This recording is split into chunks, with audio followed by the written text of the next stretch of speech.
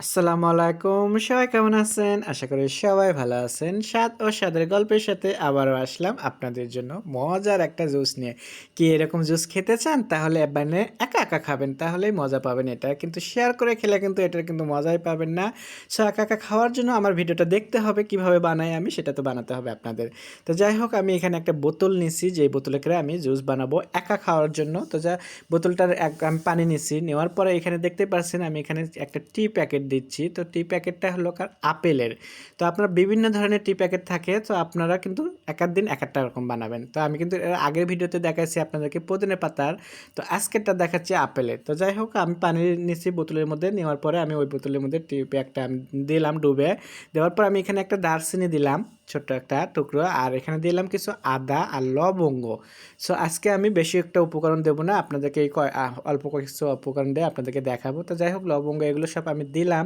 দেওয়ার পরে এখানে আমি দিয়ে দিচ্ছি লেবুর রস। তো 2 টেবিল চামচ পরিমাণ মতো আমি এখানে লেবুর রস দিচ্ছি। লেবুর রস দেওয়ার পরে এখানে আপনার টেস্টের উপরে আপনি এখানে চিনি দেবেন। তো আমি একটু বেশি মিষ্টি খেয়ে ফেলাই, তো এর জন্য করে আমি চিনিটা একটু বেশি দিচ্ছি, আপনারা আপনাদের মতো করেই দেবেন। দিয়ে এরকম করে এটা একটু ঝোঁকাবেন, ঝুঁকে ঝুঁকে বানিয়ে যখন ফ্রিজে রেখে আপনি 10 থেকে 12 ঘন্টা পরে বের করে খাবেন, তখন কিন্তু আপনার মনে হবে যে আপনি কাউকে শেয়ার না করে একা একা চুপি চুপি লুকিয়ে লুকিয়ে খায়। তো এতই স্বাদ হয় এই জুসের।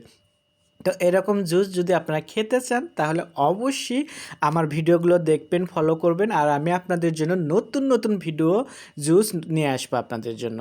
তো আমার জুসটা দেখতেই পাচ্ছেন এটা হচ্ছে, আমি এখন এটা ফ্রিজে রাখবো। ফ্রিজে রাখার পরে আবার করে আপনাদেরকে আবার দেখাবো। ফ্রিজে রাখার পরে দেখতেই পাচ্ছেন কত সুন্দর একটা কালার আসছে এটা। তো এটা কিন্তু আপেলের ছিল, আর এর আগে ছিল পুদিনা পাতা। পুদিনা পাতার আপেলের আপনি একটা খেয়াল করে দেখতে পারেন, দুটোর কিন্তু কালার একই আসছে। তো যাই হোক টেস্ট কিন্তু আলাদাই আসবে এটার।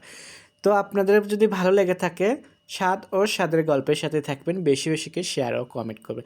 নতুন নতুন ভিডিও দেখার জন্য সাথেই থাকবে। আপনাদের জন্য আমি আছি নতুন নতুন ভিডিও, নতুন রকমের রান্না, নতুন রকমের জুস, নতুন হরেক মলের জিনিসপত্র নিয়ে আসবো আপনাদের জন্য। সবাই আমার সাথে থাকবেন, ভালো থাকবেন। আল্লাহ হাফেজ।